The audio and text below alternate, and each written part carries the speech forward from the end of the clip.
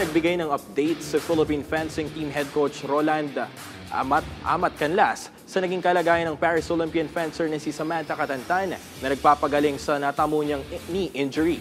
Yan ang ulat ni teammate Daryl Oclares.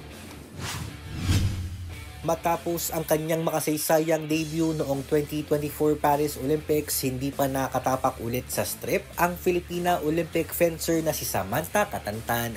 Ito ay dahil muli siyang nagtamo ng anterior cruciate ligament o ACL tear na naging dahilan para sumailalim siya sa isang surgery. Ilang buwan matapos ang operasyon, patuloy na nagpapagaling si Catantan sa tulong na rin ng Penn State University kung saan din siya nag-aaral para sa kanyang master's degree sa kursong accounting. Sa naging panayam ng PTV Sports kay Philippine Fencing Team Head Coach Rolando Amat Canlas, sinabi niyang maganda na ang kondisyon ni Catantan pero hindi pa siya agad-agad pwedeng makabalik sa kompetisyon.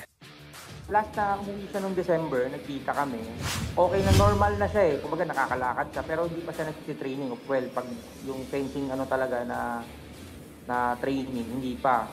So, wala pa siyang clearance. Pero start ng January, nag-start na siya mag-training sa Penn State.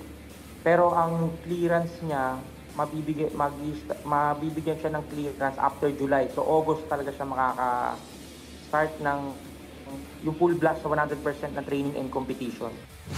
Ayon pa kay Canlas, plano sana ni Catantan na lumahok sa World Championships na gaganapin sa Hulyo pero hindi pa siya pinayagan ng kanyang mga doktor. Sa ngayon, masisigurado pa lamang ni Canlas na hindi mawawala si Catantan sa lineup ng bansa para sa 33rd Southeast Asian Games sa Thailand ngayong Disyembre.